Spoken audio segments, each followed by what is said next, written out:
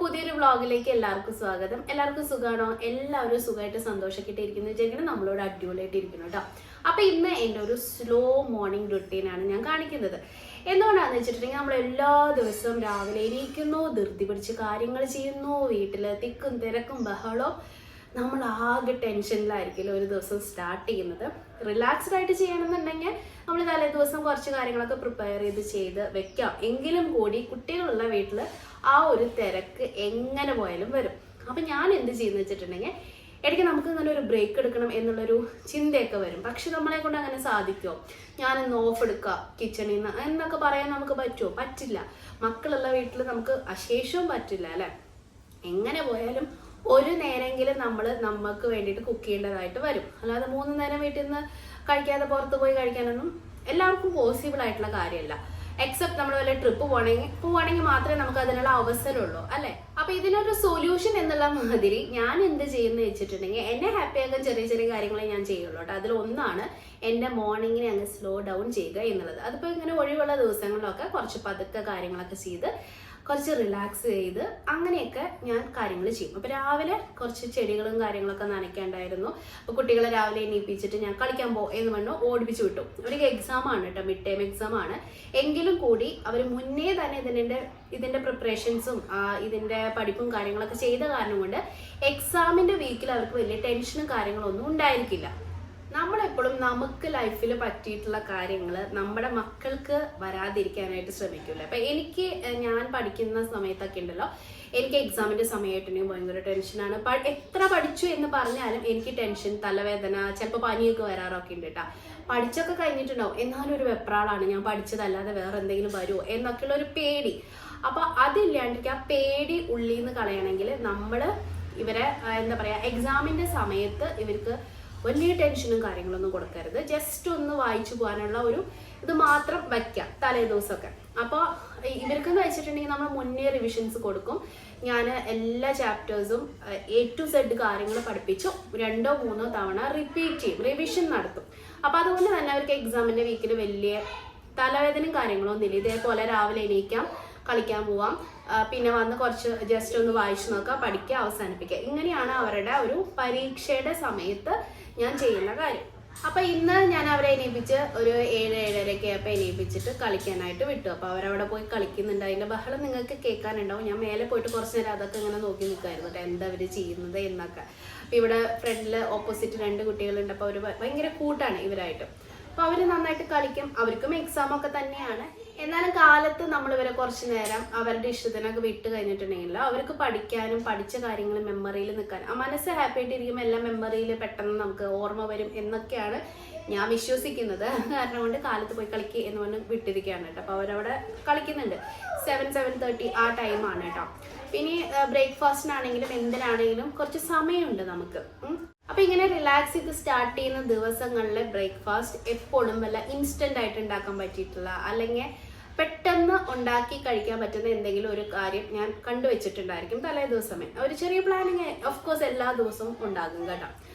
പിന്നെ അതുപോലെ ഒരു റെസിപ്പിയാണ്, അത് ഞാൻ കാണിച്ചു തരാം. അപ്പോൾ രാവിലെ ഇങ്ങനെ നമ്മളിങ്ങനെ എപ്പോഴും നമുക്ക് റിലാക്സ് ചെയ്യണമെങ്കിൽ ഒന്നില്ലെങ്കിൽ നേച്ചറിലേക്ക് നോക്കിയിരിക്കാം, അല്ലെങ്കിൽ നമുക്ക് ഇഷ്ടമുള്ള കാര്യങ്ങൾ ചെയ്യാം. ചിലർക്ക് വായിക്കുന്നതായിരിക്കാം, ചിലർക്ക് പെയിൻറ്റ് ചെയ്യുന്നതായിരിക്കും, ചിലർക്ക് ചെടികൾ ഇതുപോലെ നോക്കിയിരിക്കുന്നതായിരിക്കും. എനിക്കാണെങ്കിൽ ഇങ്ങനെ പച്ചപ്പും പൂക്കൾ വിരിഞ്ഞ് നിൽക്കുന്നതും കുറച്ച് കാറ്റും കിളികളുടെ സൗണ്ടൊക്കെ ആണെങ്കിൽ ഞാൻ ഹാപ്പിയാണ്. എനിക്കതിൽ കൂടുതൽ വേറെ ഒന്നും വേണമെന്ന് തോന്നിയിട്ടേ ഇല്ല കേട്ടോ.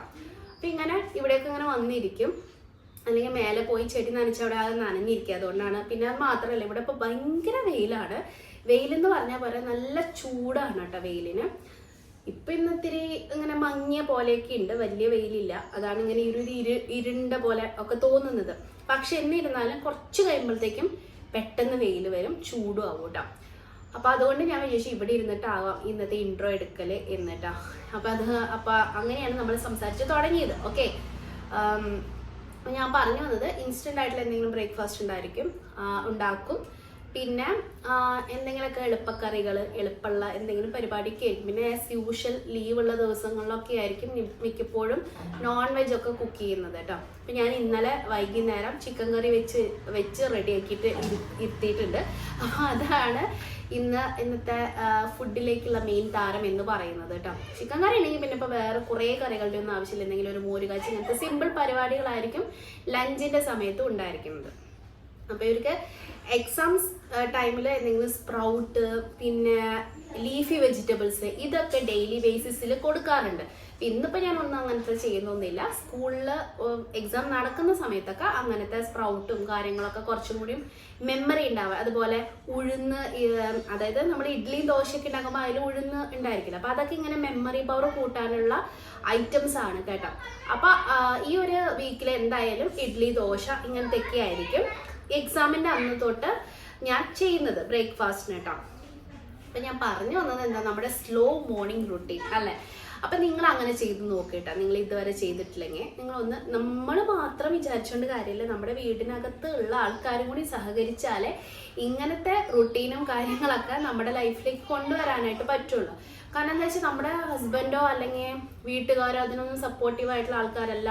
ഇവളുടെ ഒരു സ്ലോ മോർണിംഗ് എന്നൊക്കെ ചിന്തിക്കുന്ന ആൾക്കാരാണെങ്കിൽ ഇതൊന്നും നടക്കില്ല. പിന്നെ ഇപ്പം നമുക്ക് എല്ലാവരും സന്തോഷിപ്പിച്ച് ജീവിക്കാൻ പറ്റുമോ? പറ്റില്ല. നമ്മുടെ കുറച്ച് മൂഡ് സ്വിങ്സ് ഒക്കെ കാണുമ്പോൾ സാധാരണപ്പെട്ടിട്ടുള്ള ആൾക്കാർക്ക് മനസ്സിലാവേണ്ടതാണ് ഇപ്പോഴത്തെ ഒരു ജനറേഷനിൽ. പണ്ടത്തെ ആൾക്കാർക്കൊന്നും ഭാര്യ ഇങ്ങനെ ഇരിക്കുന്നു, അങ്ങനെ ഇരിക്കുന്നു, എന്താ സാഡാണോ അല്ലെങ്കിൽ അവൾക്ക് എന്തെങ്കിലും പ്രോബ്ലംസ് ഉണ്ടായിരുന്നൊന്നും ഇങ്ങനെ കുത്തി ചോദിക്കുന്ന ആൾക്കാരാണെന്ന് ഞാൻ വിശ്വസിക്കുന്നില്ല. അവരെ കാര്യം നോക്കുക, പോവുക, വീട്ടിലെ പെണ്ണുങ്ങൾ പണിയെടുക്കുക, വീട് നോക്കുക, അങ്ങനെയൊക്കെ തന്നെയാണ് എല്ലാ വീട്ടിലും. പക്ഷെ എനിക്ക് തോന്നുന്നു പൊതുവെ നമ്മുടെ നാട് വിട്ട് പുറത്തേക്ക് പോകുമ്പോൾ കുറച്ചും കൂടി ബെറ്റർ ലൈഫാണെന്ന് എനിക്ക് തോന്നിയിട്ടുണ്ട് കേട്ടോ. കുറച്ചും കൂടി ബെറ്ററാണ് ഇവിടത്തേക്ക് ആൾക്കാർ. അപ്പോൾ ശരത്തേട്ടൻ അങ്ങനെ ഒന്നിനും നിർബന്ധിക്കുക അങ്ങനത്തെ കാര്യങ്ങളൊന്നും പരിപാടികളൊന്നും ഇല്ലാത്ത ആളാണ്. കാരണം ഞാനെല്ലാം കൃത്യമായിട്ട് ചെയ്യും എന്നുള്ളത് അറിയാം. അതുകൊണ്ട് പിന്നെ നമ്മളെ ഇങ്ങനെ ഫോഴ്സ് ചെയ്യുക, പിന്നെ ഓരോ നിബന്ധനകൾ വെക്കുക, ഇങ്ങനത്തെ പരിപാടിയൊന്നുമില്ല. അങ്ങനത്തെ ഗുണങ്ങളുള്ള കാരണം കൊണ്ട് ഞാൻ രക്ഷപ്പെട്ടു. എല്ലാവരും അങ്ങനെ ആയിക്കൊള്ളണം എന്നില്ല. പക്ഷെ എന്നാലും നമുക്ക് വേണ്ട കാര്യങ്ങൾ പറയുന്നതിൽ തെറ്റില്ല എന്നാണ് എൻ്റെ ഒരു അഭിപ്രായം കേട്ടോ. അപ്പം ഞാനിങ്ങനെ കുറച്ച് സ്ലോ ഡൗൺ ചെയ്യട്ടെ ഒരു ദിവസം എന്നൊക്കെയുള്ള രീതിയിൽ തീരുമാനം എടുത്തിട്ടുണ്ടെങ്കിൽ പിന്നെ ആദ്യ സമ്മതത്തിൻ്റെ ഒന്നും ആവശ്യം നമുക്ക് ഇല്ല. ഓക്കെ, അപ്പം ഞാൻ ഇന്ന് കുറച്ച് സ്ലോലിയാണ് കാര്യങ്ങൾ ചെയ്യുന്നത്. രാവിലെ ചെടിയൊക്കെ നനച്ച് കഴിഞ്ഞു, എല്ലാവരും നല്ല ഫ്രഷായിട്ട് ഇരിപ്പുണ്ട്. ഇനിയിപ്പോൾ പതുക്കെ ബ്രേക്ക്ഫാസ്റ്റിൻ്റെ കാര്യങ്ങളിലേക്ക് കടക്കാമെന്ന് വിചാരിക്കുന്നു. അതിന് മുന്നേ ഒരു മോരും കൂടിയും കാച്ചി വെക്കണം. മോര് കാച്ചി വെച്ചിട്ടേ ഞാൻ ബ്രേക്ക്ഫാസ്റ്റ് ഉണ്ടാക്കാനായിട്ട് തുടങ്ങുന്നുള്ളൂ. ഇൻസ്റ്റൻറ്റ് ബ്രേക്ക്ഫാസ്റ്റ് ആണ് ഇതെന്ന് ഞാൻ പറഞ്ഞല്ലോ. അപ്പോൾ അത് കാരണം കൊണ്ട് തന്നെ എനിക്ക് മോര് കാച്ചി വെച്ചിട്ട് ഉണ്ടാക്കിയാൽ മതി. ഇതിനാകെ ഒരു 5 മിനിറ്റ് 10 മിനിറ്റിൻ്റെ ആവശ്യം പ്രിപ്പറേഷന് ആയിട്ട് വേണ്ടി വരുന്നുള്ളൂ കേട്ടോ. അപ്പോൾ കഴിക്കുന്ന നേരത്തെ ഉണ്ടാക്കുന്നു, കഴിക്കുക. അതാണ് ഈ ഒരു ഇൻസ്റ്റൻറ്റ് ബ്രേക്ക്ഫാസ്റ്റ് കൊണ്ട് ഞാൻ ഉദ്ദേശിക്കുന്നത്. അപ്പോൾ ചട്നി, നോൺ വെജ് കറികൾ, അല്ലെങ്കിൽ എന്തെങ്കിലും കുറുമ, എന്തിൻ്റെ കൂടെ വേണമെങ്കിലും പോകുന്ന ഒരു നല്ല കോമ്പിനേഷനിൽ പെട്ടിട്ടുള്ള ഒരു ഫുഡാണ് കേട്ടോ. അപ്പോൾ നമുക്ക് വേഗം നമ്മുടെ പരിപാടിയിലേക്ക് കിടക്കാം. കാര്യം കഥയൊക്കെ പറഞ്ഞ് അകത്ത് പോയെങ്കിലും അപ്പോഴത്തേക്കും പിള്ളേർ വന്നു കേട്ടോ. ഞാൻ 2-3 ടേക്ക് എടുത്തിട്ടാണ് അതൊന്നും ഓക്കെ ആയിട്ടുണ്ടായിരുന്നത്. കാരണം കുട്ടികളുടെ ബഹളം കാരണം കൊണ്ടേ കേൾക്കുന്നുണ്ടായിരുന്നില്ല. അപ്പോൾ അങ്ങനെ ഞാൻ അകത്ത് വന്നപ്പോൾ വേഗം ബ്രേക്ക്ഫാസ്റ്റിൻ്റെ കാര്യം തന്നെയാണ് നോക്കിയത്. അപ്പോൾ 1 കപ്പ് റവ എടുത്തിട്ടുണ്ട്, വറുത്ത റവയാണ്. അതിലേക്ക് 1/2 കപ്പാണ് ഗോതമ്പ്. അതായത് നമ്മൾ റവ എത്ര എടുക്കണമെന്ന് അതിൻ്റെ പാതി ഗോതമ്പിൻ്റെ ആവശ്യമുള്ളൂ. അപ്പോൾ അതും കുറച്ച് ഉപ്പും ഇൻസ്റ്റൻറ്റ് ഈസ്റ്റ് അല്ലെങ്കിൽ ബേക്കിംഗ് സോഡ നിങ്ങൾക്ക് ആഡ് ചെയ്ത് കൊടുക്കാം കേട്ടോ. അപ്പോൾ അതൊരു 1/2 സ്പൂണേ ഞാൻ ആഡ് ചെയ്തിട്ടുള്ളൂ. അതിലേക്ക് 1-1.5 കപ്പ് തൈര് ചേർക്കാം. ഞാൻ 1 കപ്പ് തൈരും പിന്നെ ആവശ്യത്തിനുള്ള വെള്ളമാണ് ചേർത്തത്. കാരണം എന്താ വെച്ചിട്ടുണ്ടെങ്കിൽ പുളിപ്പ് അധികം ആവണ്ട എന്ന് വിചാരിച്ചിട്ടാണ് കേട്ടോ. അപ്പോൾ ഇളം ചൂടുള്ള വെള്ളമോ അല്ലെങ്കിൽ പച്ചവെള്ളമോ ചേർത്ത് കൊടുക്കാം. എന്നിട്ട് അതൊന്ന് മിക്സ് ചെയ്തിട്ട് ഒരു 5 മിനിറ്റിന് താഴെ മാത്രം ഒന്ന് റെസ്റ്റ് ചെയ്യാനായിട്ട് വെച്ചു. കാരണം അത് എല്ലാ ഭാഗത്തും ഒന്ന് നന്നായിട്ട് അടിച്ചെടുക്കാൻ വേണ്ടിയിട്ട് കേട്ടോ. അത് തരിയൊന്നും ഇല്ലാണ്ട് ഇതുപോലെ സ്മൂത്ത് ബാറ്ററായിട്ട് അരച്ചെടുക്കണമെങ്കിൽ ഒരു 5 മിനിറ്റ് ഇരിക്കുകയായിരിക്കും നല്ലത്, ഒന്ന് കുതിരാൻ. അപ്പോൾ അങ്ങനെ അത് അരച്ചെടുത്തതേ ഇതിലേക്ക് ഒരു പാത്രത്തിലേക്ക് ആഡ് ചെയ്ത് വെച്ചു. ഒരു 5 മിനിറ്റ് കഴിഞ്ഞിട്ടേ ഞാനത് ചൂടാൻ പോയുള്ളൂ. കാരണം കുട്ടികൾ കഴിക്കണ്ടോ ഇല്ലേന്ന് ചോദിക്കാൻ വേണ്ടി ഞാൻ പോയായിരുന്നു കേട്ടോ. അപ്പോൾ അവർ അമ്മ ഉണ്ടാക്കി കഴിക്കാമെന്ന് പറഞ്ഞു. അപ്പോൾ ഞാനത് ഓരോ തവി ഇതിലേക്ക് ഒഴിച്ചു കൊടുത്തു.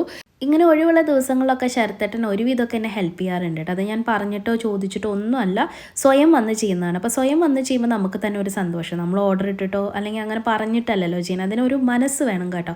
അത് നമ്മുടെ ഭർത്താവിനാണ്, പാർട്ട്ണർക്കാണ് തോന്നേണ്ടത് എന്തുമാത്രം കഷ്ടപ്പെടുന്നത്, എല്ലാ ദിവസവും ഇങ്ങനെ തന്നെയല്ലേ, ഒരു വിശ്രമം ഇല്ലല്ലോ എന്നൊക്കെയുള്ള ഒരു തോന്നൽ വരേണ്ടത് അവരുടെ മനസ്സിലാണ് കേട്ടോ. അല്ലാണ്ട് നമ്മൾ എത്രയൊക്കെ ചോദിച്ച് ചെയ്യിപ്പിച്ചാലും അതിനൊരു പരിധിയുണ്ട്. 1-2 വട്ടമൊക്കെ പറയാം എന്ന് മാത്രമേ ഉള്ളൂ. പിന്നെ അവർ കണ്ടറിഞ്ഞ് ചെയ്താൽ മാത്രമേ നമുക്കൊരു തൃപ്തി തോന്നുള്ളൂ. എനിക്കെന്ന് പറഞ്ഞിട്ടുണ്ടെങ്കിൽ കുറേ ഒന്നും ചെയ്തില്ലെങ്കിലും ഞാൻ എന്തെങ്കിലും കുക്ക് ചെയ്യുമ്പോൾ ശരത്തേട്ടനൊന്ന് അടുത്തുള്ളത് എനിക്ക് ഭയങ്കര ഇഷ്ടമാണ് കേട്ടോ. അതായത് ഒന്ന് മിണ്ടിയും പറഞ്ഞിരിക്കാൻ ഒരാൾ അടുത്തുള്ളത് എനിക്ക് ഇഷ്ടമാണ്. അത് പ്രത്യേകിച്ച് ശരത്തേട്ടനാണെങ്കിൽ എന്തെങ്കിലുമൊക്കെ സംസാരിക്കാനൊക്കെ ആയിട്ട് ഉണ്ടായിരിക്കും. എനിക്ക് അങ്ങനെ അല്ലാതെ ഇപ്പോൾ ഇവിടെ എന്താ പറയുക അത്രയും ക്ലോസ് ആയിട്ട് സംസാരിക്കാനൊന്നും ഇവിടെ ആരും ഇല്ലല്ലോ. അപ്പോൾ ശരത്തേട്ടനോട് തന്നെയാണ് ഓൾമോസ്റ്റ് എല്ലാ കാര്യങ്ങളൊക്കെ പറയുന്നത് കേട്ടോ. അതായത് നല്ല കാര്യങ്ങൾ, പോസിറ്റീവായിട്ടുള്ള കാര്യങ്ങൾ മാത്രമേ ഞങ്ങൾ സംസാരിക്കുള്ളൂ. അല്ലെങ്കിൽ അത് വീട്ടിൽ തന്നെ ഒരു പ്രശ്നമായി മാറുമോ എന്ന് എനിക്ക് തോന്നാറുണ്ട് കേട്ടോ. നമ്മളെപ്പോഴും മറ്റുള്ളവരുടെ കാര്യങ്ങൾ സംസാരിക്കുന്നതിനെ കഴിഞ്ഞ് നല്ലത് നമ്മുടെ കാര്യങ്ങൾ സംസാരിക്കുന്നത് തന്നെയാണ് കേട്ടോ. അതാകുമ്പോൾ 2 ഭാഗത്തും പ്രശ്നം ഉണ്ടായിരിക്കില്ല. അപ്പോൾ ഞങ്ങളിങ്ങനെ വർത്താനമൊക്കെ പറഞ്ഞ് ജോലികളൊക്കെ ചെയ്യാണ് കേട്ടോ. അപ്പോൾ ഇത് ഉണ്ടാക്കുന്നത് എങ്ങനെയാണെന്ന് കാണിച്ചു തന്നില്ലല്ലോ. ഇത് ഓരോ തവി, ദോശമാവിനെ കഴിഞ്ഞും കുറച്ച് കട്ടി കുറവും മതി. കാരണം അങ്ങനെ ഓരോ തവി ഒഴിക്കുമ്പോൾ അത് തന്നെ പരന്ന് വരും. നെയ്യ് കുട്ടികൾക്ക് മാത്രം ഒരു 5-6 ഡ്രോപ്പ് ഞാൻ ഒഴിച്ചു കൊടുക്കും. നെയ്യോ എണ്ണയോ യൂസ് ചെയ്യാം. ഇല്ലെങ്കിലും ഒരു കുഴപ്പമില്ല, നല്ല ഫ്ലഫി ആൻഡ് സോഫ്റ്റായിട്ട് വരും. ഇപ്പോൾ ഈ കാണിച്ചിരിക്കുന്നത് നെയ്യ് ഒഴിക്കാത്ത അപ്പമാണ് കേട്ടോ. എന്നാലല്ലേ നിങ്ങൾക്ക് അതിൻ്റെ ടെക്സ്ചർ മനസ്സിലാവുള്ളൂ. എന്ത് സോഫ്റ്റാന്ന് നോക്കിയിരിക്കും, നിറയെ ഹോൾസൊക്കെ വന്ന് നല്ല ഫ്ലഫി ആൻഡ് സോഫ്റ്റ്. മറിച്ചിടുമ്പോൾ പോലും കണ്ടോ കരിയെ ഒന്നുമില്ല കേട്ടോ. ആ കൺസിസ്റ്റൻസിയും അതിൻ്റെ ഒരു തിക്നെസ്സൊക്കെ കറക്റ്റായാൽ മാത്രം മതിയായിരിക്കും. നല്ല സൂപ്പർ സോഫ്റ്റ് ആയിട്ടുള്ള അപ്പം നമുക്ക് തയ്യാറാക്കിയെടുക്കാം. ഇതാകുമ്പോൾ പിന്നെ അൺഹെൽത്തി ആണെന്നും പറയാൻ പറ്റില്ല, ഒന്നുമില്ല. പിന്നെ ബേക്കിംഗ് സോഡയും അല്ലെങ്കിൽ ഈസ്റ്റൊക്കെ എന്നെന്നും ആഡ് ചെയ്യുമ്പോൾ മാത്രമേ അത് അൺഹെൽത്തി ആണെന്ന് പറയാനുള്ളൂ. ഇതിപ്പോൾ ഒരു തരിയല്ലേ ചേർത്തിട്ടുള്ളൂ, വല്ലപ്പോഴും കുഴപ്പമില്ല കേട്ടോ. അപ്പോൾ ഇത് നമുക്ക് നോൺ വെജിൻ്റെ കൂടെയോ വെറും ചട്നീയുടെ കൂടെയോ അല്ലെങ്കിൽ സാമ്പാറിൻ്റെ കൂടെ എന്തിൻ്റെ കൂടെ വേണമെങ്കിലും കൂടി പോകുന്ന ഒരു കോമ്പിനേഷനാണ് കേട്ടോ ഇത്. നിങ്ങളത് ഉണ്ടാക്കി നോക്കിക്കോളൂ. അപ്പോൾ ബ്രേക്ക്ഫാസ്റ്റ് കാര്യങ്ങളൊക്കെ കഴിഞ്ഞ്, ഞാൻ പറഞ്ഞല്ലോ എക്സാം ആണെന്ന്, കളിയും കാര്യങ്ങളും ഭക്ഷണം കഴിക്കലൊക്കെ കഴിഞ്ഞ് വന്നപ്പോഴത്തേക്കും ഇവർ പഠിക്കാനായിട്ട് ഇരുന്നിട്ടുണ്ട് കേട്ടോ. അപ്പോൾ ഇവർ നല്ല ഉഷാറാണ്, നല്ല ഹാപ്പി ആയിട്ടാണ് വന്നിരിക്കുന്നത്. ഞാൻ പറഞ്ഞല്ലോ എപ്പോഴും പഠിക്കാതിരിക്കുമ്പോൾ മനസ്സ് ഹാപ്പി ആണെങ്കിൽ തലയ്ക്കകത്തോട്ട് വല്ലതും കയറുള്ളൂ. അപ്പോൾ ഒരാളെ ഞാൻ പഠിപ്പിക്കുന്നു, ഒരാളെ ശരത്തേട്ടൻ പഠിപ്പിക്കുന്നു. അപ്പോൾ ആ ഒരു പാർട്ട്ണർഷിപ്പ് നമ്മൾ പറച്ചിൽ മാത്രം ഉണ്ടായാൽ പോരാ, ജീവിതത്തിൽ അത് കൊണ്ടുവരാനായിട്ട് ശ്രമിക്കണമെന്ന് എനിക്ക് എല്ലാവരോടും പറയാനുള്ളൂ. അപ്പോൾ കണ്ടോ, എനിക്ക് ഒരാളെ പഠിപ്പിക്കാം, ശരത്തേട്ടന് പിക്കുമാനിയും പഠിപ്പിക്കാം. അപ്പോൾ നമുക്ക് ഭാരം കുറയുകയാണ് ചെയ്യുന്നത് അല്ലേ. അതിനാണല്ലോ നമുക്ക് പാർട്ട്ണറെ, നമ്മളെല്ലാം ഷെയർ ചെയ്യാൻ വേണ്ടിയിട്ടാണല്ലോ ഒരാളെ ജീവിതത്തിലേക്ക് ഒരു കൂട്ട് എന്നുള്ള നിലയ്ക്ക് ക്ഷണിക്കുന്നത്. അല്ലാതെ ഒരാളുടെ തലയിൽ മാത്രം കുട്ടിയും വീടും നിൻ്റെ ഉത്തരവാദിത്തം, ജോലിക്ക് പോവുക കാശ് കൊണ്ടുവരുന്നത് എൻ്റെ ഉത്തരവാദിത്തം, അങ്ങനെയല്ല. എല്ലാ കാര്യങ്ങളും ഒരു എന്താ പറയുക, അങ്ങനെ പാർട്ട്ണർഷിപ്പ് ഉണ്ടെങ്കിൽ അത് സ്വയം നമ്മൾ ഉണ്ടാക്കിയെടുക്കേണ്ട കാര്യമാണ്. അത് തുടക്കത്തിലൊന്നും ഉണ്ടായില്ലെങ്കിലും കുറേ പോകെ നമ്മൾ തമ്മിലൊരു അണ്ടർസ്റ്റാൻഡിങ് വരുമ്പോൾ ആ ഒരു ഹെൽപ്പ് ചെയ്യാനുള്ള മനസ്സ് 2 കൂട്ടർക്കും വരും കേട്ടോ. അത് തുടക്കത്തിലൊന്നും നിങ്ങൾ എക്സ്പെക്റ്റ് ചെയ്ത്, കാരണം 2 ലൈഫാണ്, 2 തരത്തിൽ ജീവിച്ചിട്ടുള്ള ആൾക്കാരാണ്, 2 കുടുംബത്തിലെ ആൾക്കാരാണ്. അപ്പോൾ അവർ ഒന്നിക്കുമ്പോൾ കുറച്ച് സമയം എടുക്കും. അവരുടെ കാര്യങ്ങളൊക്കെ ഒന്ന് തമ്മിൽ മനസ്സിലായി ആ ഒരു കെമിസ്ട്രി വർക്ക് ആവാനായിട്ട് കുറച്ച് സമയം എടുക്കും. ഞങ്ങളും അങ്ങനെയൊക്കെ തന്നെയായിരുന്നു, ഇപ്പോഴല്ലേ ഇങ്ങനെയൊക്കെ ആയത്. അപ്പോൾ അങ്ങനെ ഞങ്ങളിതാ കുട്ടികളെ പഠിപ്പിക്കാണ് കേട്ടോ.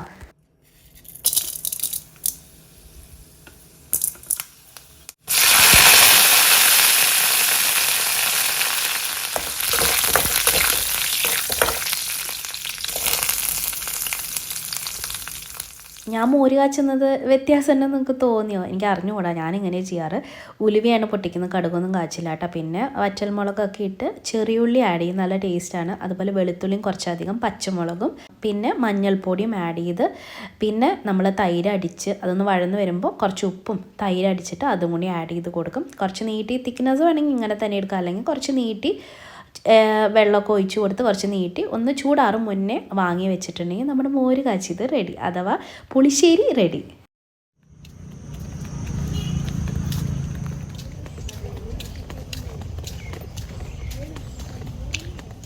ഇന്ന് കാലത്തൊന്നും നടക്കാനൊന്നും പോയില്ലല്ലോ. അപ്പം ഞങ്ങൾ വിചാരിച്ചു വൈകുന്നേരം ഒന്ന് നടക്കാൻ ഇറങ്ങാം. കുട്ടികളെയാണെങ്കിൽ കന്നഡ ട്യൂഷനും പോയിട്ടുണ്ടായിരുന്നു.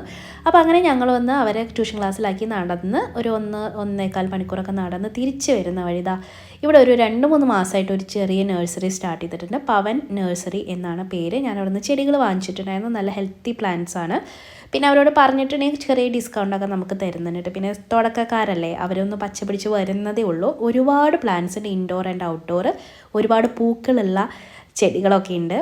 പിന്നെ ജെറീനിയം അങ്ങനത്തെയൊക്കെ ചെടിയുണ്ട്. ഇതൊക്കെ ഞാൻ മറ്റേടത്ത് കണ്ടിട്ടില്ല കേട്ടോ. ഇവിടെയാണ് ഇപ്പോൾ ഇച്ചിരി അധികം കളക്ഷൻ കണ്ടത് ഫ്ലവേഴ്സിൻ്റെ. അപ്പോൾ എനിക്ക് നല്ല ഇഷ്ടപ്പെട്ടായിരുന്നു. ഞാൻ 2-3 പ്ലാന്റ്, 3 അല്ല ഒരു 3-4-5 പ്ലാന്റ് ഞാൻ ഇവിടുന്ന് വാങ്ങിച്ചിട്ടുണ്ട് കേട്ടോ. ഗ്രോത്തൊക്കെ നോക്കിയിട്ട് അതിൻ്റെ റിസൾട്ട് ഞാൻ പറയാം. ചെമ്പരത്തിയൊക്കെ വാങ്ങിച്ചത് നല്ല ഹെൽത്തി ആയിട്ട് തന്നെ നിൽക്കുന്നുണ്ട് കേട്ടോ. അപ്പോൾ അങ്ങനെ ഈ ഒരു നഴ്സറി നിങ്ങൾ അറിഞ്ഞിരിക്കണം. ഇത് TC പാളയ റോഡിൽ റിലയൻസിൻ്റെ ഓപ്പോസിറ്റുള്ള വഴിയിലാണ് ഈ ഒരു നഴ്സറി വരുന്നത് കേട്ടോ. ആ ഒരു ഗാർഡൻ്റെ നെയിം എഴുതി വെച്ചിട്ടുള്ള നെയിം ബോർഡിനകത്ത് തന്നെ അവരുടെ ഫോൺ നമ്പറും കൊടുത്തിട്ടുണ്ട്. സംശയമുള്ളവർക്ക് അതിൽ വിളിച്ചിട്ടുണ്ടെങ്കിൽ അതിൻ്റെ ഓണർ തന്നെയാണ് ഫോൺ എടുക്കുക. നിങ്ങൾക്ക് സംസാരിക്കാം. വന്ന് പ്ലാന്റ്സ് വേണമെങ്കിൽ നോക്കാം കേട്ടോ. നല്ല പ്ലാന്റ്സ് ആണ് കേട്ടോ. എനിക്ക് അത്ര മോശമായിട്ടൊന്നും തോന്നിയില്ല. നന്നായിട്ട് കെയർ ചെയ്യുന്നുണ്ട് അവർ. നല്ല വൃത്തിയിലൊക്കെയാണ് ഷോപ്പും കാര്യങ്ങളൊക്കെ ഇരിക്കും. ഇൻഡോർ പ്ലാന്റ്സ് ഒരുപാടുണ്ട് കേട്ടോ. ഒരുപാടെന്ന് പറഞ്ഞാൽ ഒരുപാട് കളക്ഷൻ ഉണ്ട് ഇൻഡോർ പ്ലാന്റ്സിൻ്റെ. പിന്നെ ഇപ്പോൾ ഇവിടെ ഫ്ലാറ്റിലും അങ്ങനെ ഇങ്ങനെയൊക്കെ താമസിക്കുന്നവരാണെങ്കിൽ ഇൻഡോർ പ്ലാന്റ്സ് തന്നെയാണ് അധികം വാങ്ങിക്കാനായിട്ട് പറ്റുള്ളൂ. ഔട്ട്ഡോർ പ്ലാന്റ്സ് ഒക്കെ വാങ്ങിച്ചു വെച്ചിട്ടുണ്ടെങ്കിൽ കേടായി പോവും, ഒരു യൂസും ഉണ്ടാവില്ല. നമുക്ക് വാട്സപ്പിൽ കൂടെ ഫോട്ടോ കണ്ടിട്ട് അങ്ങനെയും പ്ലാന്റ്സ് ഓർഡർ ചെയ്യാൻ പറ്റും. ആ നമ്പറിലേക്ക് വിളിച്ചാൽ മതി. അതുപോലെ അവർ വീട്ടിലേക്ക് കൊണ്ടുവന്നും കൊടുക്കും. എനിക്ക് പ്ലാന്റ്സ് നട്ടുവരെ തന്നായിരുന്നു കേട്ടോ. അപ്പോൾ അതുകൊണ്ടാണ് ഞാൻ നിങ്ങളുടെ അടുത്തത് പറഞ്ഞത്. അപ്പോൾ അങ്ങനെ വീട്ടിലേക്ക് എത്തിയപ്പോൾ കിളികളൊക്കെ പരക്കം പായുന്നുണ്ട്. എന്താ മഴ വരുന്നുണ്ടേ. അപ്പോൾ വെയിലും മഴയും വല്ലാത്തൊരു കാലാവസ്ഥയാണ് കേട്ടോ. ഇപ്പോൾ ഒന്നും പ്രെഡിക്റ്റ് ചെയ്യാനായിട്ട് പറ്റില്ല. ഇരുണ്ട് കൂടി വന്നെങ്കിലും കാര്യമായിട്ടൊന്നും പെയ്തില്ല, ഒന്ന് നനച്ചിട്ട് പോയി, അത്രയേ ഉള്ളൂ കേട്ടോ. ഇങ്ങനെ ക്ലൈമറ്റ് നിൽക്കുമ്പോഴേ നമുക്ക് അസുഖങ്ങൾ വരും കേട്ടോ. ഇപ്പോൾ ഇവിടെയാണെങ്കിൽ നിറയെ വൈറൽ ഫീവറൊക്കെ ഉണ്ട്. എല്ലാവരും സൂക്ഷിച്ചോളൂ. ഈ പറയണ എനിക്ക് ഇപ്പോൾ അതേ നല്ല കോൾഡും ചുമക്കായിട്ട് ഇരിപ്പാണ്. അതാണ് സൗണ്ട് നിങ്ങൾക്ക് വ്യത്യാസം തോന്നുന്നുണ്ടോ എന്ന് അറിഞ്ഞാൽ ഇപ്പിച്ചിരിയൊക്കെ വന്നിട്ടുണ്ട് തിരിച്ച്. നല്ല വയ്യായിരുന്നു എനിക്ക്. അപ്പോൾ അങ്ങനെ വൈകുന്നേരം ഞാൻ വിളക്കൊക്കെ വെച്ചു. കൂടുതലും നമ്മുടെ വീട്ടിലുണ്ടായിട്ടുള്ള പൂക്കളാണ് ഫോട്ടോസിൽ വെച്ചിരിക്കുന്നത്. എൻ്റെ താഴെ ഇരിക്കുന്ന മാത്രം ഞാൻ മുന്നേ വാങ്ങിച്ചത് ഇരിപ്പുണ്ടായിരുന്നു, അതാണ് കേട്ടോ. പിന്നെ ഈ ചെമ്പരത്തികൾ മുഴുവൻ നമ്മുടെ വീട്ടിലുണ്ടായതാണ്. എപ്പോഴും നമ്മുടെ വീട്ടിലുണ്ടാകുന്ന പൂക്കൾ വയ്ക്കുന്നതാണ് നല്ലത്. എൻ്റെ അടുത്തൊരു കുട്ടി പറഞ്ഞിട്ടുണ്ടായിരുന്നു, എന്താ ഈ പൂമ്പൊടി എടുത്ത് കളഞ്ഞിട്ട് ഫോട്ടോയിൽ പൂ വയ്ക്കാൻ പാടുള്ളൂ എന്ന്. ഇപ്പോൾ ഈ വീഡിയോ എടുക്കുന്ന സമയത്ത് അത് ഞാൻ ചെയ്തിട്ടുണ്ടായിരുന്നില്ല കേട്ടോ, മറന്നുപോയി. ഇപ്പോൾ എഡിറ്റ് ചെയ്യുമ്പോഴാണ് അത് ഓർമ്മ വന്നത്, സോറി. അപ്പോൾ അങ്ങനെ അതൊക്കെ കഴിഞ്ഞ് ഞങ്ങൾ രാത്രി ആയപ്പോഴത്തേക്കും ഒരു സിനിമയ്ക്ക് ബുക്ക് ചെയ്തിട്ടുണ്ടായിരുന്നു കേട്ടോ. അപ്പോൾ സിനിമ കാണാനായിട്ട് പോവുകയാണ്. എൻ്റെ മുഖം കണ്ട നിങ്ങൾ ഇങ്ങനെ ചീർത്തിരിക്കുന്ന പോലെ അതെനിക്ക് ഇങ്ങനെ വയ്യായി വരുന്നുള്ള ഒരു സമയമായിരുന്നു. പിന്നെ പീരീഡ്സൊക്കെ വരുന്ന സമയമാണ്, അതിൻ്റെയൊക്കെയാണ് കേട്ടോ. എനിക്ക് തന്നെ ഫീൽ ചെയ്യുന്നുണ്ട് എനിക്ക് എന്തോ അസുഖം വരാൻ പോകുന്നു എന്നുള്ളത് കേട്ടോ. ഞാനൊരു കാര്യം പറയട്ടെ, ഞാൻ പറയുന്ന ചില കാര്യങ്ങൾ ചിലർക്കെങ്കിലും ഉപകാരപ്പെടുന്നുണ്ട് എന്ന് എനിക്ക് നിങ്ങളുടെ കമൻസ് വായിക്കുമ്പോൾ തോന്നാറുണ്ട്. അതുകൊണ്ട് ഞാൻ പറയാണ് കേട്ടോ.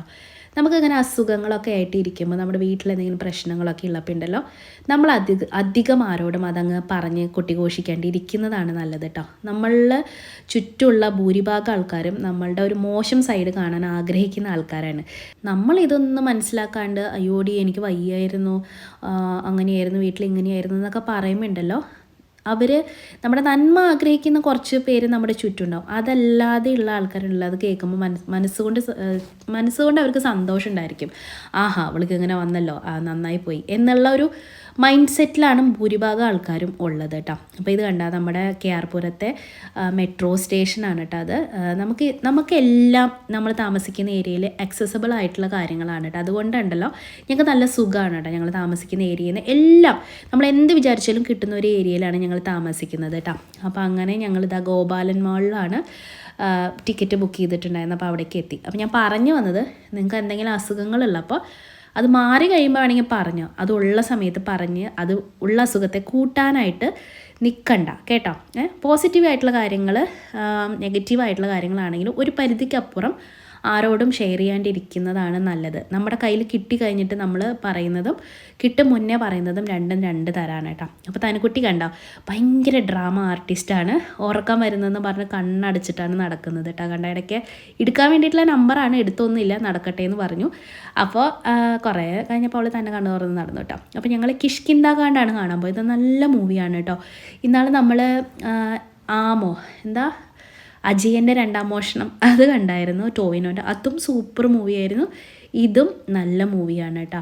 അപ്പോൾ എല്ലാവരും ഇപ്പോൾ വെക്കേഷനൊക്കെ ആണെങ്കിൽ അല്ലെങ്കിൽ വീക്കെൻഡൊക്കെ ആണെങ്കിൽ പോയിട്ട് ഒരു സിനിമ കണ്ടോളൂ. നല്ല മൂവിയാണ് കേട്ടോ. എല്ലാവർക്കും കുടുംബസമേതം പോയിട്ടിരുന്ന് കാണാൻ പറ്റുന്ന ഒരു മൂവിയാണ്. കോമഡി ഒന്നല്ല, എന്നാൽ പോലും നമുക്ക് കാണാൻ പറ്റും. നല്ലൊരു കഥയുള്ള ഒരു സിനിമയാണ് കേട്ടോ. അപ്പോൾ എല്ലാവരും പോയിട്ട് കിഷ്കിന്ധാകാന്ഡം കണ്ടോളൂ. ഇതാണ് സിഗ്നേച്ചർ മാൾ കേട്ടോ, ഗോപാലൻ സിഗ്നേച്ചർ മാൾ. നിങ്ങൾ ബാംഗ്ലൂർ മൂവീസ് സിനിമ കണ്ടിട്ടുണ്ടെങ്കിൽ അതിൽ പാട്ടിലൊക്കെ കാണിക്കുന്നുണ്ട് കേട്ടോ. ഈ ഒരു ഷോപ്പിംഗ് മാൾ അവർ കാറിലൊക്കെ പോകുമ്പോൾ കാണിക്കുന്നുണ്ട്. അപ്പോൾ അതൊന്ന് ഞാൻ ജസ്റ്റ് കാണിച്ചത്. ഇവിടെ എന്താണെന്ന് എനിക്ക് അറിഞ്ഞുകൂടാ. ഇവിടെ ഗണപതിയുടെ ഇത് കഴിഞ്ഞിട്ടില്ല എന്ന് തോന്നുന്നു ഇത്ര ദിവസമായിട്ട്. ഇപ്പോഴും അതിൻ്റെ ആ ഒരു അരങ്ങ് ഇത് കണ്ടോ അവിടെയൊക്കെ ഇട്ട് വെച്ചിരിക്കുന്നത്. ഞാൻ ആലോചിക്കുന്നത് എത്ര ദിവസം, ചിലർ ചരിത്രം പറയുന്നതായിരുന്നു 9 ദിവസം 21 ദിവസവും 14 ദിവസമൊക്കെ വെക്കുന്ന ആൾക്കാരുണ്ടെന്ന്. അപ്പോൾ അങ്ങനെ അതൊക്കെ കണ്ട് ഞങ്ങൾ വീട്ടിലേക്ക് തിരിച്ചു പോന്നു. അപ്പോൾ എല്ലാവർക്കും ഇന്നത്തെ വ്ളോഗ് ഇഷ്ടപ്പെട്ടു എന്ന് വിചാരിക്കുന്നു. അടുത്ത വ്ളോഗിൽ വീണ്ടും കാണാം. അതുവരെയ്ക്കും നന്ദി, നമസ്കാരം.